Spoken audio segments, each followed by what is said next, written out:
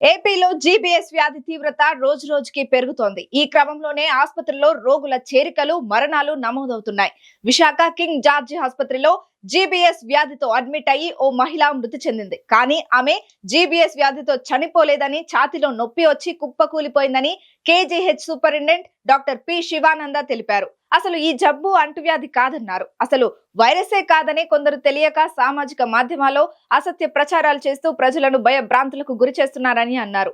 ఈ వ్యాధికి చికిత్స ఉందని, ఎవరూ ఆందోళన చెందాల్సిన అవసరం లేదంటున్న Visakha KGH superintendent doctor P శివానందతో మా Uttarandhra incharge Durga Prasad face to face చూద్దాం. 1,00,000 మందిలో ఒకరికి అరుదుగా కనిపించే నరాల వ్యాధి గులియన్ బారే సిండ్రోమ్ జీబీఎస్ ప్రస్తుతం దేశవ్యాప్తంగా కేసులు పెరుగుతున్నాయి. మరోవైపు ఆందోళనకర పరిస్థితి కూడా కనిపిస్తుంది. మరోవైపు ఏపీలో కూడా క్రమేపీ కేసులు పెరుగుతున్నాయి. అయితే కేసులకు సంబంధించి విశాఖలో కేజీహెచ్లో ఒక 5గురు ట్రీట్మెంట్ సంబంధించి జరుగుతుంది. మరోవైపు ఈ కేసులో అడ్మిట్ అయిన ఒక స్త్రీ కూడా ఈరోజు చనిపోవడం జరిగింది. అసలు ఈ వ్యాధితో చనిపోయిందా లేదా మరే లక్షణాలు ఉన్నాయి అడిగి తెలుసుకునే ప్రయత్నం చేద్దాం. మనతో పాటు కేజీహెచ్ సూపరింటెండెంట్ శివానంద్ ఉన్న డాక్టర్ గారు. సార్ నమస్తే సార్.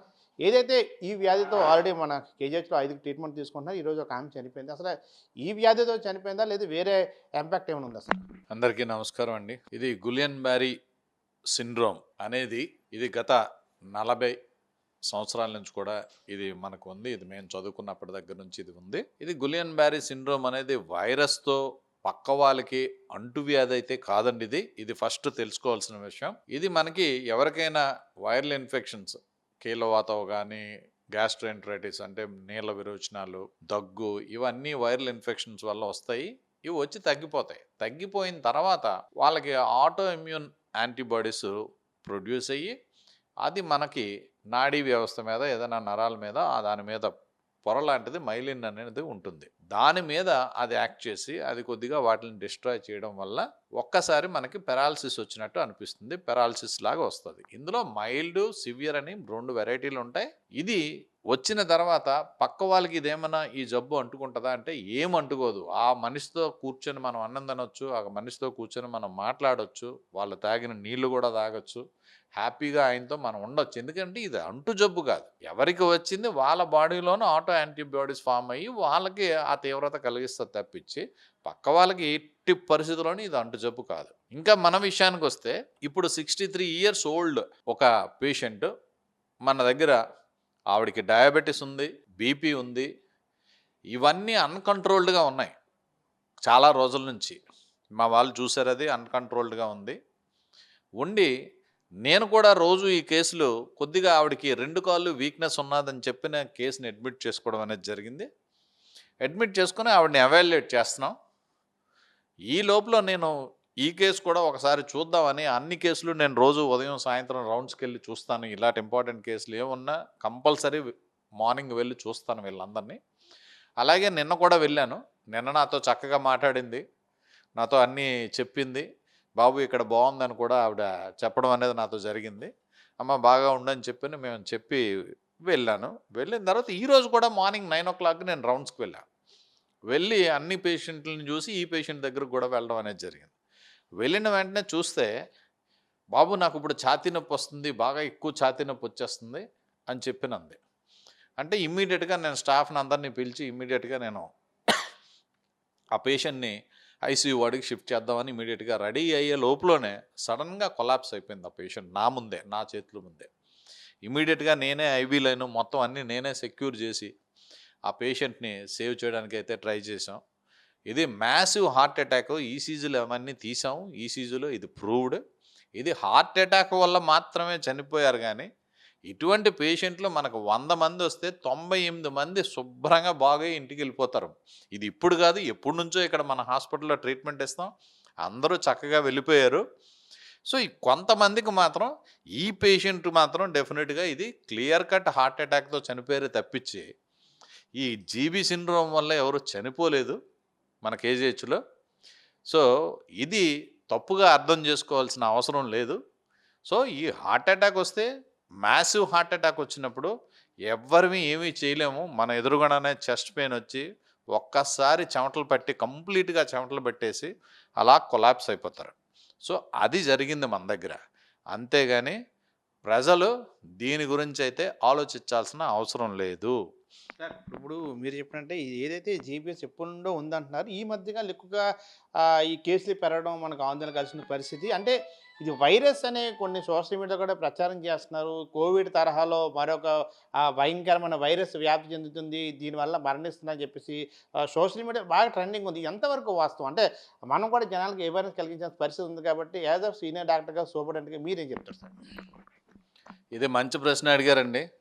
ఎందుకంటే జనాల్లో ఈ వైరస్ ఏదో వచ్చింది, దీనివల్ల సోకి ప్రజలు చనిపోతారు అనే అపోహ ఉంది. దయచేసి ఈ అపోహను వీడనాడండి. ఇది వైరస్ వల్ల కాదు, వేరే వైరస్ వల్ల వచ్చే జబ్బు కాదు. మనకి ప్రీవియస్గా మనకి వైరల్ ఇన్ఫెక్షన్స్ ఏమైనా వచ్చి వాటి తర్వాత మన బాడీలో తయారయ్యే యాంటీబాడీస్ వల్ల మన బాడీలో ఈ జబ్బు వస్తుంది. అంతేగాని ఇది ఎవరికి అంటుకోదు. ఇది కరోనా లాంటి వైరస్ అంతకంటే కాదు. అందరూ ఏ విధమైన ప్రాబ్లమో అసలు లేదు. ఈ జబ్బు వచ్చిన వాళ్ళతో మీరు హ్యాపీగా కూర్చొని అన్నీ మాట్లాడవచ్చు, అన్నీ చేయొచ్చు. సో హాస్పిటల్లో ఇది ఒకవేళ మీరు అనుకున్నట్టు వైరస్ అయితే ఈ పాటికి హాస్పిటల్లో ఉన్న వాళ్ళందరికీ వచ్చేయాలి ఇది. సో హాస్పిటల్లో మేము జనరల్ వార్డులోనే మేము పెట్టాము అంటే దట్ ఇట్ సెల్ఫ్ సేస్ ఇది అంటువ్యాధి కాదు. అంటువ్యాధి అయితే ఇలాంటి పేషెంట్లను మేము ఐసోలేషన్ వార్డ్ అని ఒక సెపరేట్గా పెట్టి వాళ్ళని ఎవరితోటి కలవకుండా చేసి అవన్నీ చేయాల్సిన అవసరం వస్తుంది. సో మేము ఐసోలేషన్ వార్డులో పెట్టలేదంటేనే ఈ వ్యాధి అంటువ్యాధి కాదని ప్రతి ఒక్కరూ గమనించాలి. సో దీన్ని బట్టి మీకు తెలియాల్సింది ఏంటంటే జీబీఎస్ సిండ్రోమ్ అనేది ఇప్పుడు కొత్తగా వచ్చిన జబ్బు కాదు. ఇది ఎప్పటి నుంచో ఉంది. ఇప్పుడు ఈ పేరు మీకు తెలియడం వల్ల ఇది ఏదో కొత్త జబ్బు అని మీరు అనుకుంటున్నారు. దయచేసి దీని గురించి ఏ విధమైన అపోహలు లేకుండా నిశ్చింతగా ప్రజలు ఉండాలని నేను కోరుకుంటున్నాను. మరి ఇప్పుడు ఏదైతే ఈ జీపీఎస్ సిండ్రోమ్ని మనం ఎలాగా అంటే తెలుసుకోవచ్చు అంటే వ్యాధి లక్షణాలు ఏ విధంగా ఉంటాయి అన్నారు? ఈ వ్యాధి లక్షణాలు మనకేంటంటే ప్రీవియస్గా మనకి ఫీవర్ కానీ విరోచనాలు కానీ దగ్గు వాంతులు కానీ ఇటువంటివి ఏమైనా మనకు ఉంటాయి. ఉండిన తర్వాత అది తగ్గిపోయిన తర్వాత కొద్ది రోజుల తర్వాత మనకేంటంటే ఏదో వీక్నెస్ లాగా అనిపిస్తుంది. చేతులు కానీ కాళ్ళు కానీ వీక్నెస్ లాగా అనిపిస్తుంది. అది గ్రాడ్యువల్గా ప్రోగ్రెస్ అవుతుంది. మనం విదిన్ 2 వీక్స్లో కంపల్సరీ దీని గురించి మనం ట్రీట్మెంట్ అయితే తీసుకోవాలి. డిలే చేయడానికైతే లేదు. ఇది మొదలైన వెంటనే ఇమ్మీడియట్గా మా హాస్పిటల్కి వస్తే మీకు ఏ డ్రగ్ అన్నా అన్ని డ్రగ్గులు చక్కగా మన దగ్గర అన్నీ అవైలబుల్. వెంటిలేటర్స్ కూడా మనకు అవైలబుల్. ఏ పేషెంట్ వచ్చినా మందులు అన్నీ మేము పక్కాగా ఇవ్వడం అనేది అయితే జరుగుతుంది. ఈ వ్యాధి వచ్చిన తర్వాత 2 వారాలు అన్నారు అంటే ఎటువంటి ట్రీట్మెంట్ తీసుకోవాలి దానికి మెడిసిన్ సంబంధించి ఉచిత మెడిసిన్ కదండి ఓవరాల్గా? సార్ దీనికి మనం అన్నీ ఉచిత మెడిసిన్ ఇస్తాము. దీనికి స్టెరాయిడ్స్ పెడతారు, ఇమ్యునోగ్లోబులిన్స్ అని పెడతారు. ఈ 2 పెడతారు. So most of the time steroids తోటి ట్రీట్మెంట్తో తగ్గిపోతుంది. ఇది తక్కువగా పర్సంటేజ్ మనం కొంతమంది పేషెంట్లకి మనం ఐవిఐజీ ఇమ్యునోగ్లోబులిన్స్ ఇవ్వాల్సి వస్తుంది. ఫైనల్గా సార్ ఈ వ్యాధి నివారణ సంబంధించి ఎటువంటి జాగ్రత్తలు తీసుకోవాలి అంటే ప్రజల్లో ఈ వ్యాధి పట్ల చైతన్యం కలగాలంటే మనం ఏం చేస్తాం? ఈ వ్యాధి వచ్చిందే లక్షలో ఒకరికి వస్తుంది. లక్షలో ఒకరికి వచ్చే దాని గురించి మీకు అవేర్నెస్ దీనికంటే ఎక్కువ రొటీన్గా వచ్చే జబ్బుల గురించే మీకు ఎక్కువ అవేర్నెస్ కావాలి. ముఖ్యంగా మీరు తెలుసుకోవాల్సిందే హార్ట్ అటాక్ గురించి మీకు అవేర్నెస్ కావాలి, లేదా ఇప్పుడు స్ట్రోక్ గురించి మీకు అవేర్నెస్ కావాలి, లేదా కిడ్నీ ప్రాబ్లమ్స్ గురించి మీకు అవేర్నెస్ కావాలి. సో దీని గురించి కూడా అవేర్నెస్ తెలుసుకోవడంలో తప్పేమీ లేదు. బట్ ఇది అత్యంత రేర్ డిసీజ్.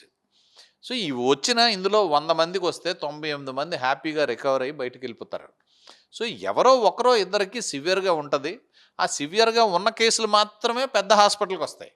ఆ చిన్నవన్నీ ఆల్రెడీ చిన్న హాస్పిటల్లో ఓపీ ట్రీట్మెంట్ కింద చాలామంది ట్రీట్మెంట్ తీసుకొని వెళ్ళిపోతారు. సో అడ్మిట్ అయిన వాటిలో ఎవరికన్నా రెస్పిరేటరీ పెరాలసిస్ అనేది ప్రోగ్రెస్ అవడం ఫాస్ట్గా ప్రోగ్రెస్ అవుతుందనే దాంట్లోనూ మాత్రమే సీరియస్నెస్ ఉంటుంది. ఆ పేషెంట్లకు మాత్రమే మనం వెంటిలేటర్ పెట్టాలి.